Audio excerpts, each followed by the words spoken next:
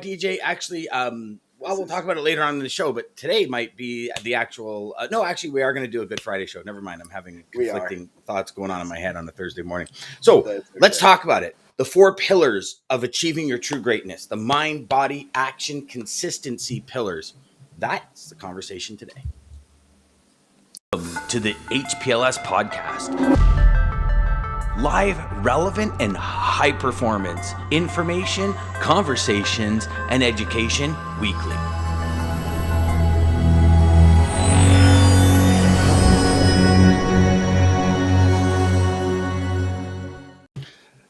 Every morning we got a race to see who says good morning first, and Jeff's the champion today by 6 seconds to Lisa, and then followed by a quick. So what are we? 3 seconds after Daman. 4 seconds after Daman. Good morning, Jeff. Good morning, Lisa. Good morning, Daman.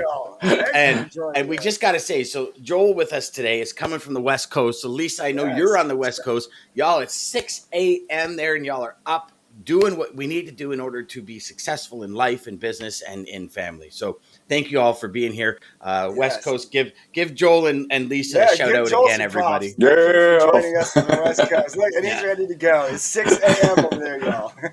You know, Dean was saying yesterday, we had Dean Crook on yesterday. He was saying he thought it was really awesome. He was at the TIA event last week, and he goes, and I actually had quite a few people come up to me saying, oh my God, I love you on Sales Chatter in the morning. And he was like, Dan, I was like blown away where Lisa wakes up every morning and does her yoga to Sales Chatter. So she's watching our show as she's doing her yoga. And he was like, that is so cool. He goes, and you know, it's kind of like what we were talking about off air, where it just becomes a piece of your life, right? And we got to have the things we do in life. They've got to become integrated in our lives, or else they become obstacles as opposed to opportunities, right? Joel, so much where we can start, but I guess the first part is, and this is more for me, for my education. So I'm being a little greedy here, everyone. You know, I find my energy is key, and when my mind and body are connected, and when I use my energy to the best of my ability, I'm finding more results. Can you start by sharing a little bit about kind of this mind body connection that we have to make in order to release our full self into the world? Yeah, absolutely. So you talk about energy.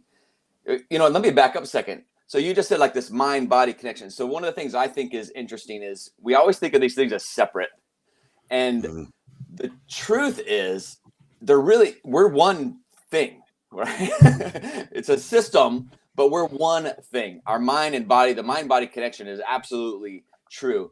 And when people are thinking about like whether health or fitness or even usually an energy, we start thinking about like our body. But the first thing that we should really be thinking about is our mind, because your mind is actually what controls the body. Mm-hmm.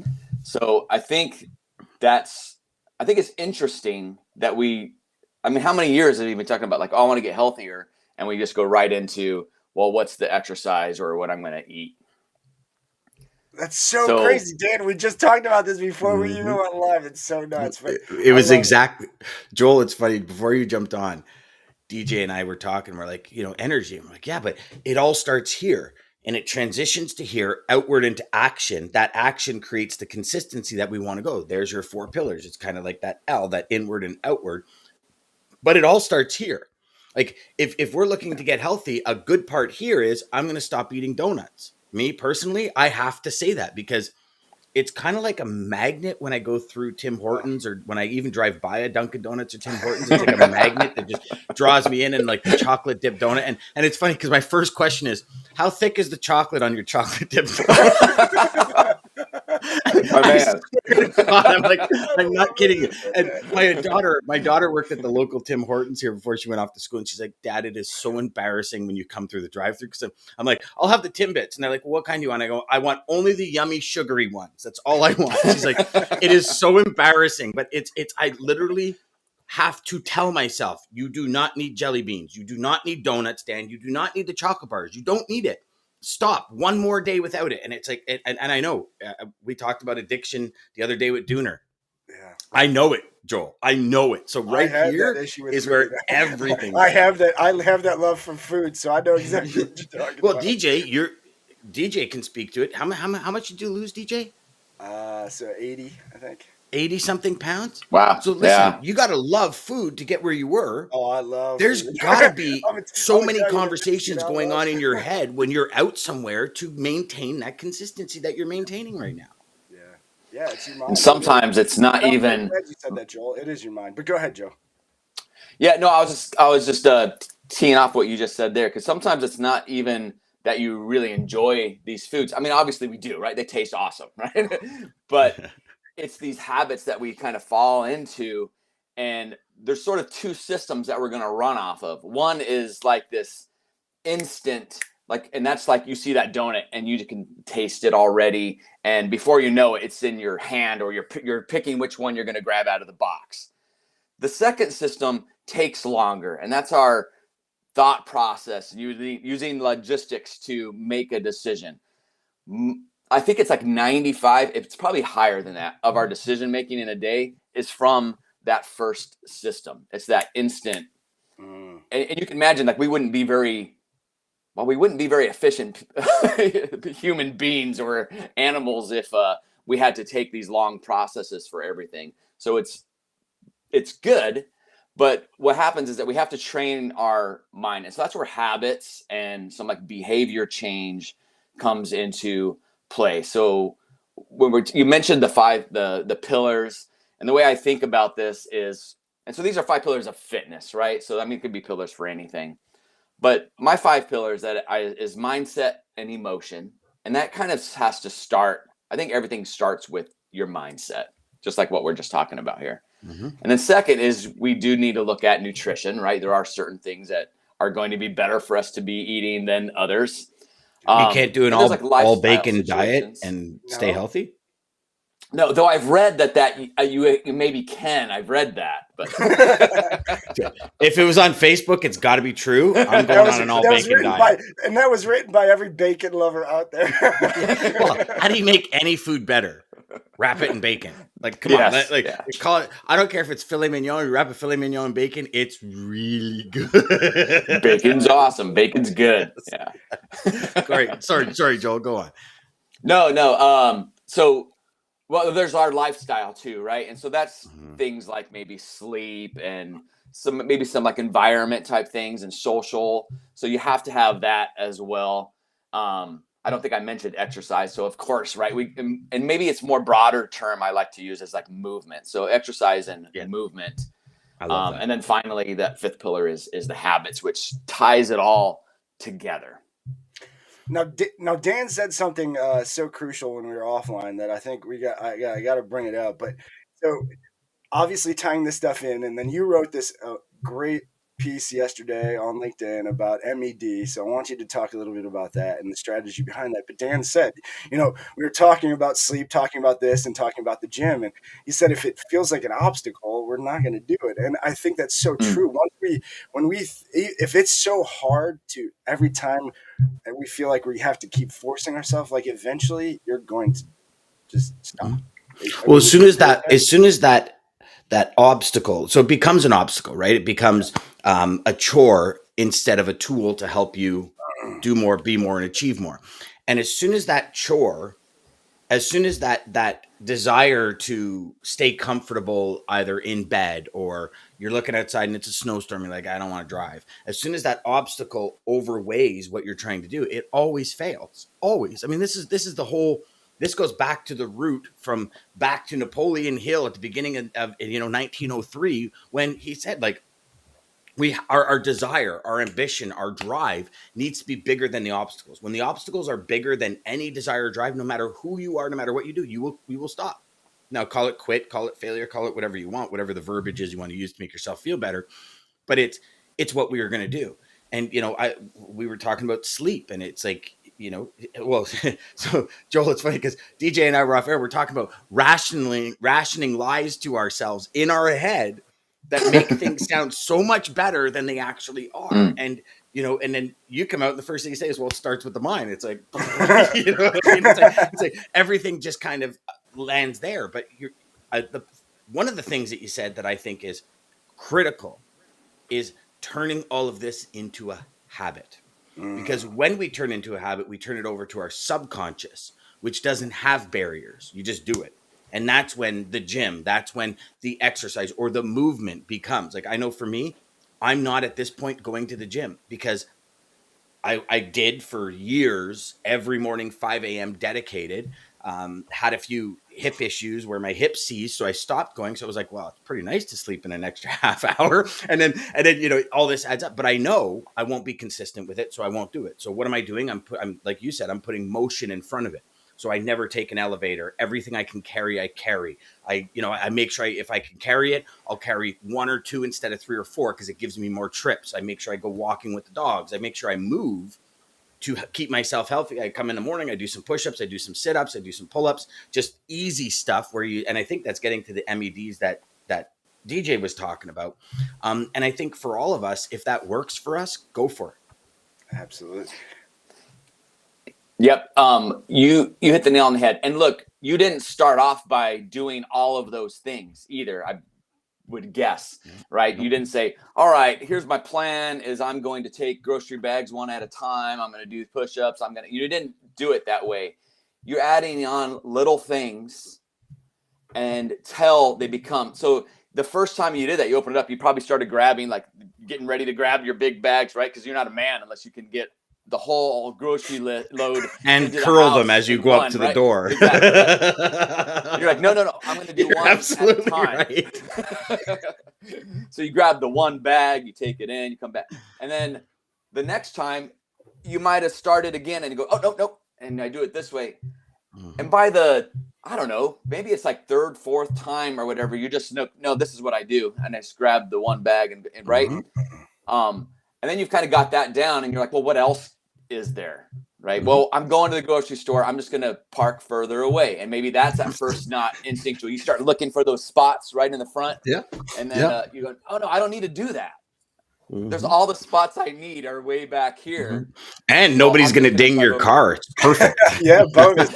No one's dinging your car. Except when it's pouring rain or a snowstorm, it sucks to park all the way back there, but you still do it, right? Yeah. You don't have to wait and make sure no one's behind you when you're pulling out because no one's ever back there, right? No one's ever there. It's perfect. Yeah. And then have you ever done that? And then you come out and there's all this space and somebody's parked right beside you. Right next to you.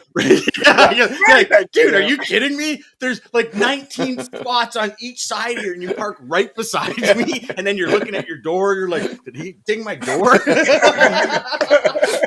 What happened in your life that you were so cruel? I know. It's like, why would you do that? It's kind of like that.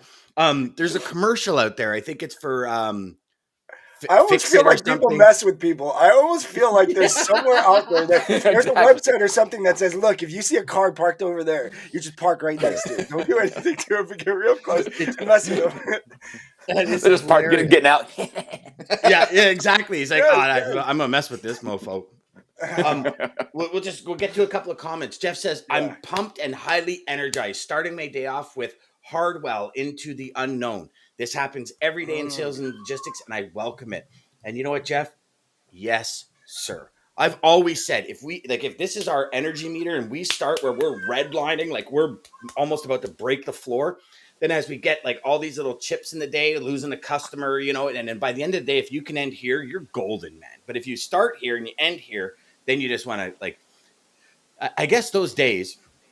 And love your thoughts on this, gentlemen, because those days, are those the days where you feel like you've been beaten with a million sticks and you've got nothing done, right?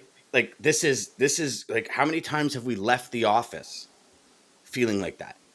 Like I felt like I was so busy, but I felt like I accomplished this much. You ever feel that? For sure, man. And much. Look, sometimes. I forgot what was his name that had that comment. Jeff. What he's talking about though is the way you start your day. Mm-hmm. So the way you start your day is like incredible. It's one of the first things I enjoy actually working with my clients, and then we'll start planting seeds. I start planting seeds right off the bat. It's like, what do you do in the morning? And then we use these little small changes. How can we make it better? And the first thing is I want to do something that disrupts the morning pattern, because most of us will wake up, how do I feel? And that just sets the tone for the rest of your day, right? And so we want to disrupt that because we want to set what that tone is for the day, not just have it on automatic. Do you like on Ed automatic, Foreman? we don't make moves. What's that? Have you ever heard of Ed Foreman? No. So Ed Foreman came into the personal development world pretty much at the same time Zig Ziglar did, and they're both from Texas. So they both got that Texas slang. Ed Foreman used to say, when you wake up, he goes, you sit up at the end of your bed, he goes, I'm alive, I'm alert, and I feel great. And he says, you say that 10 times to yourself before you get out of bed. He goes, you come out of bed with like sparks flying out your butt. He goes, you come into the world. Yeah. And so my old business partner and I, he had the Ed Foreman tapes. He's like, dude, he got me a copy. He's like, you got to listen to this. And and he was like, Ed Foreman is classic. And DJ, I actually have all of Ed Foreman's stuff, DJ. I'll send it to you. And it was, I'm gonna look it up. Awesome. Yeah, no, I'll send it to you too, Joel. It is awesome. Like he's a Zig Ziglar, and Zig Ziglar is probably one of the best motivators on the planet when it comes to just that energy and all that, right? I mean, you look at Zig, well into his 80s, the guy's running 10 miles a day. Like he was a monster when it came to that, right? But that vitality, that mind, body, spirit is where he really started to go later in his career, right? Yes. Sales in the first part, but if you look at the transition of his message towards the later part of his career, it's a mind-body connection that creates the sales that helps people do what they do. And one of his big messages was deliver your energy to other people, like build people up. When you start a conversation with somebody, when you end the conversation, make sure they're up here if they started here, whatever level that is. It could be up here to here, you know what I mean? Like whatever that is. Love that. Sorry, just had to add that. I love that too. Ryan says something good here. I think this topic, it is a great topic, as in a new year, everyone says they're going to go to the gym and they taper off. And even now, you're going to find, hey, DJ, you've been in the sales game a long time. Towards the summer, salespeople start tapering off. Golf weather, can't get a hold of anybody. It's this excuse, it's that excuse. Instead of doubling down because everybody else is on the golf course, you double down, you're gonna triple and quadruple your results. Yes. Yeah, I think people get into that first quarter thing, right? They're like, oh, I'm gonna beat my last quarter or beat last year's first quarter, and then so there's a lot of hard work that's usually put in, and then we start to wane going into the second quarter. Yes. Yes. Joel, now you said something. Swimsuits. Joel, I want to go back to something you mentioned because I really, the more I'm listening to the certain people I'm listening to and hearing patterns and just interrupting patterns, you mentioned interrupting patterns. And I think that is so crucial because I think in life that we do just constantly, I mean, life is just a pattern. Dan, I think you've said it a few times. I mean, it's just zeros and ones in the end. And so, we really are just a pattern. So interrupting those patterns, especially those patterns that you want to get rid of, they're not helping you. I watched a psychologist the other day, and she was saying that one of the big things that nobody's putting any attention to that COVID did was disrupt people's patterns and routines. She says, and as much as you think, dogs are creatures of habit, we are the biggest creatures of habit. And it's, and if you start looking at what you do, and even if it's called the gym, right? I remember when I was going to the gym, it would piss me off to no end when I would walk in at 5:30 in the morning on January 2nd, and there was somebody on my treadmill. Now, that's not my treadmill, but my habit is to go to that treadmill. I love that corner. the TV's right there. I listen to my podcast. I can like, it's just, that's kind of my habit. That was my spot, man. Yeah, thank you, Joel. Like, what the hell do you think you're doing trying to get healthy in my spot? Go to another one. But, and you feel that inside, right? You're right. Exactly. and it was very interesting because like all through COVID, and I'm in Ontario, so we were locked down. I personally think more than any place in North America, probably somebody in Quebec would say the same thing. I mean, they had a curfew at nighttime, like at 10 o'clock at night, you had to be in your you had to be in your house. Like it was insane. So we felt that, and I never once put that or associated that with my habits and routine. It was more, I can't get together with my friends, but that's a habit and routine. Like if you notice the pattern of even with your friends, my wife and I sat down and we started looking at it. We're like, gosh, every 2 weeks we see that person or that couple. Every 3 weeks we see that couple. And then every 6 weeks or every 9 weeks, the couple, we're together with the couples. right? It's like, and you look, and your life is a series of patterns and habits, like everything we do. And so if we consciously are aware of that, now we have, like G.I. Joe, knowing is half the battle. Now we know that. Now we know where to start up here to change it. Yeah, and a lot of what you're talking about here is environment. So this is a powerful thing. I think a lot of times when we're thinking about change or even how can I perform better, we internalize it into like, what can I do, right? But another way to look at it is, what can I change outside of me? And sometimes that's actually easier to do, right? Yes. So what I mean by that is, like, here's just a good example. So one of my clients lived in New York, and so they were walking a lot, right? Because you got to walk to the subway, you get off, you got to walk 3 blocks from your stop where you need to go. So it's just ingrained into your life is a lot of walking, just a lot of movement all day. He moved, I'm trying to think, like Vermont or something. And now he's in a place where, he has to drive everywhere. Walking's just not conducive. And what happened is he started gaining a lot of weight, and he's like, what the heck's going on? I'm eating the same. I'm doing everything the same. It's like, well, your environment is different. And so he's got to like purposely try to figure out, how can I get movement in? So obviously, like, we can't just pack up and move, right? Necessarily, and change our environment, but there are small things that you can do. This is just a good story too, if you don't mind. So there was another client who he would get off work and he would go sit in his big lazy boy and have a bourbon, right? And he wanted to do some exercise when he got home, and he wanted to do stuff, but he found himself constantly like, I'm in my lazy boy with my bourbon. And he started calling it, that's your bourbon chair. We got to get rid of that chair. And that's what we did. We removed the chair and removed the problem. Disrupted it, changed the environment. You can do that with your food, right? You don't want to eat a bunch of crap. Don't buy a bunch of crap and put it in your house.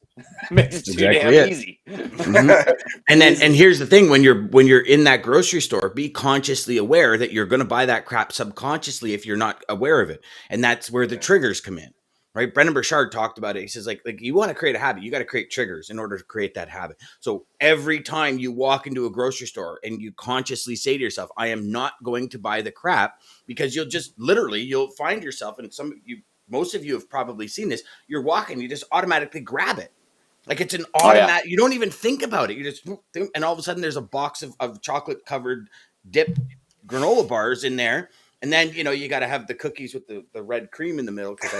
Really man, it's primal too, right? So I'm sure back in the day, we knew what trees grew the certain fruits. And so we would just get up and we would just walk there. Now we know exactly, we walk into that grocery store, you know exactly where double stuffed Oreos are and the ice cream is at, right? You know exactly where it's at.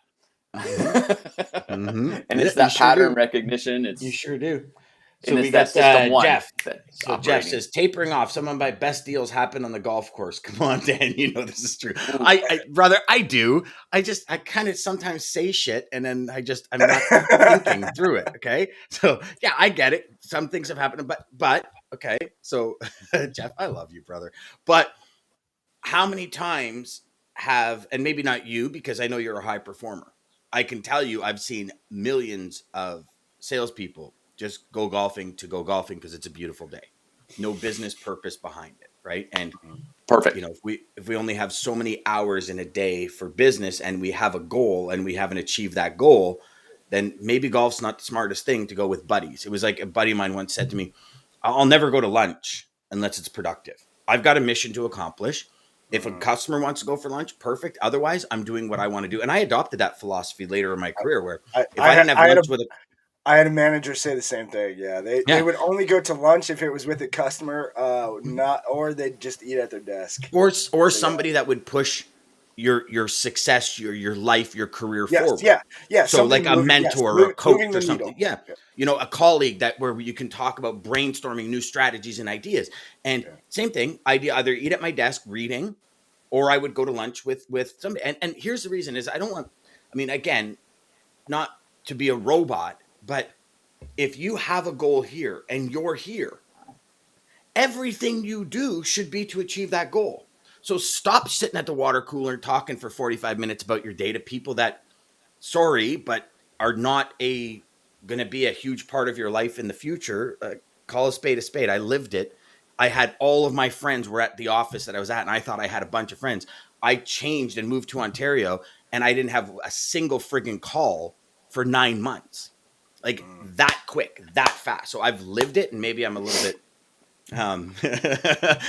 distorted on it, gentlemen, but it's a fact. So, and even Grant Cardone in 10X, in his book 10X, he says, like, I'm sitting there watching the game on the weekend, and a buddy calls me, he says, hey, you watching the game? And to me, I think it's a little excessive because it's a weekend, but it's true, where he says, well, no, you're watching the game, and his buddy says, yeah, he goes, don't you need to raise 10 grand? He goes, yeah. He goes, where are you at? He goes, I'm at 2. He goes, so why are you watching the game? Raise your 10 grand. He goes, and actually, you don't need 10, you need 100 grand. Raise the money, then sit down and watch the game. So there's that argument. I guess there's that perspective, I guess is probably a better word, isn't it, gentlemen, than argument? But I totally agree with this, but I'm also going to throw a little counter to it a bit. Yeah, buddy. So, right on. Let's go. So, and the reason is this is, look, I think a lot of people who are high performers will lean that direction anyways. At least that's what I found. And so what I find that some of the work that I have to help people with is I want them to go golfing. I want them to do some things that change the mind process. So, and let me explain that a little bit. Mm-hmm. So if we are constantly trying to make decisions, we're trying to learn new stuff, we're kind of in this sort of active mode. Okay, we'll call it that.